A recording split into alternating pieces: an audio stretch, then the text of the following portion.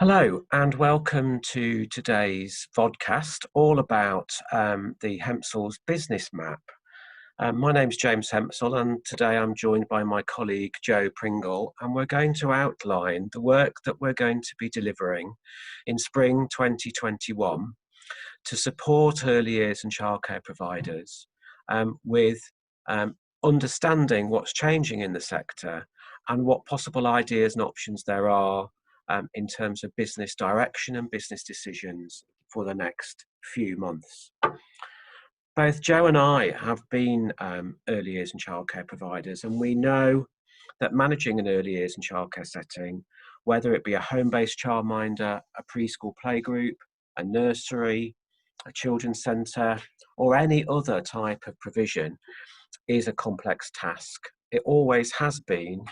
There's always been challenges in managing early years and childcare provision. But of course, in recent months, well, nobody has managed early years and childcare through a global pandemic before.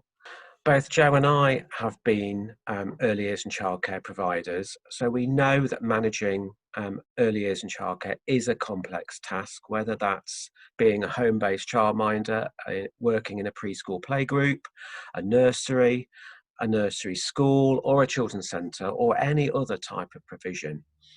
It's one of balancing quality with parents and children's needs, funding and fees, and business sustainability. It's always been a complex task, but all of us have now had to cope with and understand the impact of a global pandemic.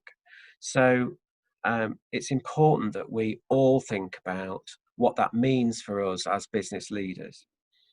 I mean, we at Hempsall's have spent 20 years offering support to people setting up early years and childcare provision, keeping it going, changing it, and adopting and adapting to new entitlements like the flexible entitlement, the universal entitlement, 2-year-old funding, and recently 30 hours childcare.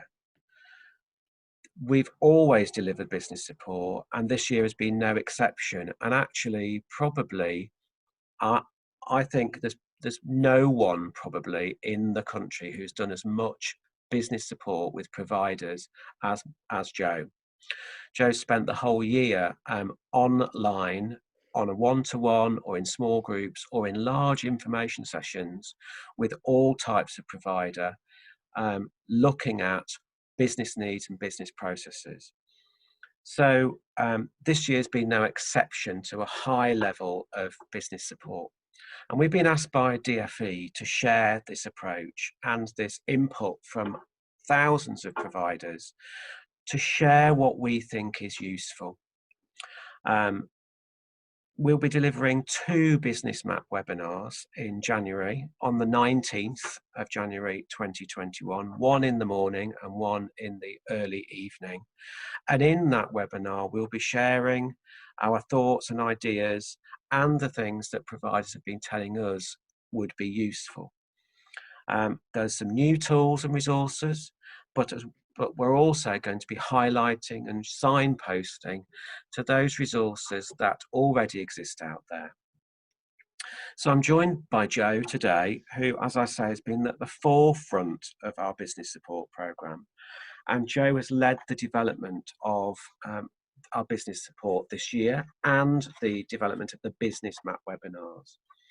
So we wanted to spend a few moments today to unpick what the business map is and why providers could or should be booking on to this free DFE funded webinar in January.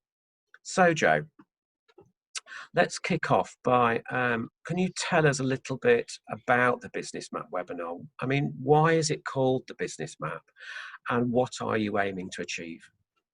Okay, so the webinar outlines steps providers could take to plan for now, summer and across 2021.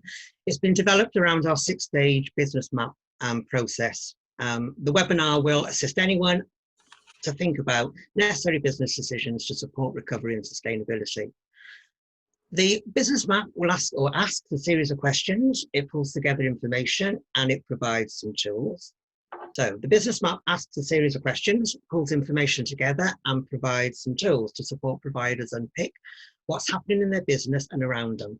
It provides links to useful resources and uses a number of checklists to create an easy to follow route through the business planning process, and helps, hopefully, at the end to develop an action plan. Some providers may not want to use the complete review. That's understandable. They might have things of their own, but they can dip in and out if they prefer, use some or all of the tools and the links as they need them. This map's been developed across this year, as James has said, through our engagement with many providers on information training and one-to-one business support sessions, and that's providers across all sectors. We've listened to the challenges and the needs of settings and tried to create something new and different. As James said, we've been involved in business support for quite a while. I started as a business support advisor back in the 90s. And even then and throughout that time, providers have told us that business management and business management side is something that they have to do rather than something that they want to do. So we've tried to make the business map as simple as possible. We want it to be achievable and manageable by an individual or something that can be done as a team project. But most importantly, it's designed to be a route to help anyone develop a business action plan. And James, you know, I like action plans. Yeah, I mean, I was wondering, what would you say to a provider who says, actually, I know how to business plan and I know how to run my business. What does the business map offer me? There's a number of tools. It's an opportunity to reflect. It's an opportunity to consider where we are now, to think about what's changing and actually how is that impacting or will it impact on my business moving forward. Okay. I mean, as I say, you've worked with hundreds of providers, if not thousands of providers this year, in depth and in information sessions. What have been the biggest challenges that they've shared with you during that work? I think the beauty of the childcare market is its diversity, but having that diversity is essential, but that itself brings a number of challenges.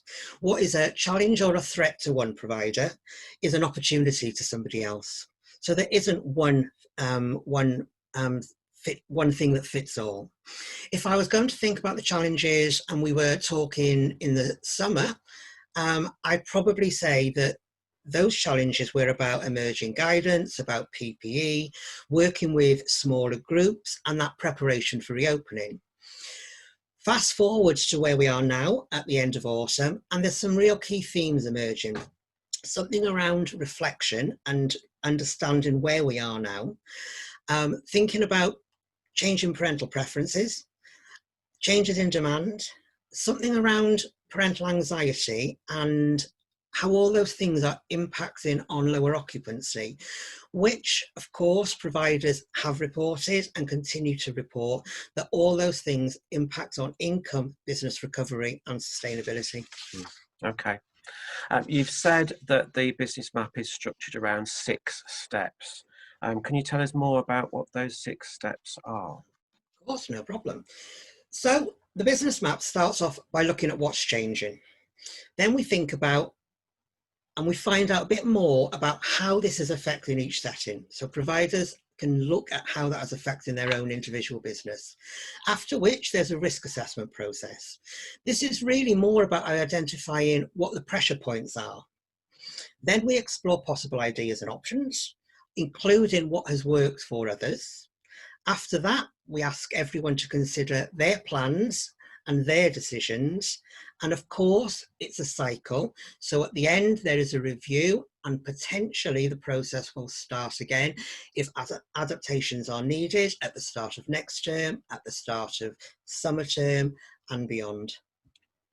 I think the 6 steps work for any type of business. I mean, I run two businesses, and I think that I can recognise that I've been through that process probably several times since March this year, and I've no doubt I'll have to continue to go through that process in the next weeks and months and possibly years to come. It's that natural cycle, I think, around managing a business, thinking about how things, because things just change all of the time, and how we need to change in response. There's always going to be risks and pressure points, so that's good to see that as step three.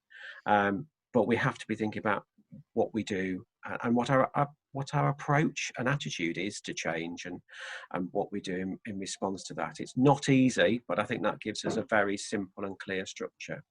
Absolutely, James. And what the 6 steps will do, and by the end of the process, there's an action plan.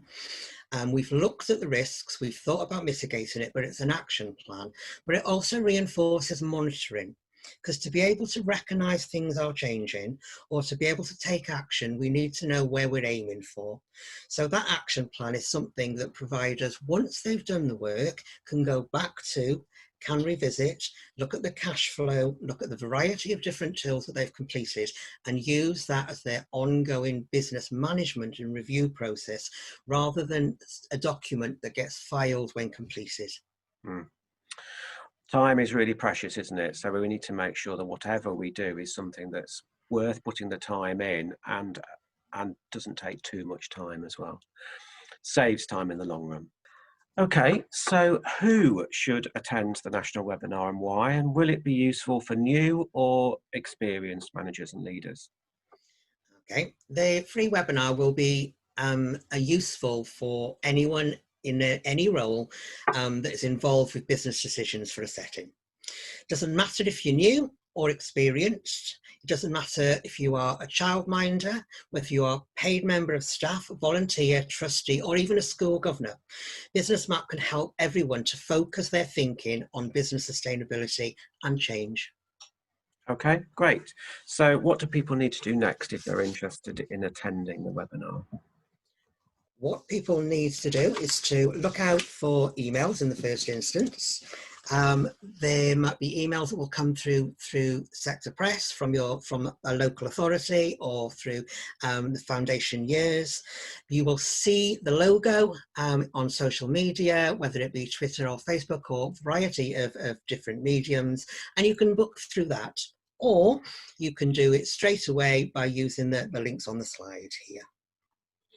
Fantastic. Okay, thank you, Jo. I know that we'll be having other vodcasts in the run-up to the 19th of January and after the actual event. So hopefully people will be able to join in with those. Thank you very much for that. I'm very much looking forward to the 19th of January. And that's it for today. Thank you. Super. Thank you, James.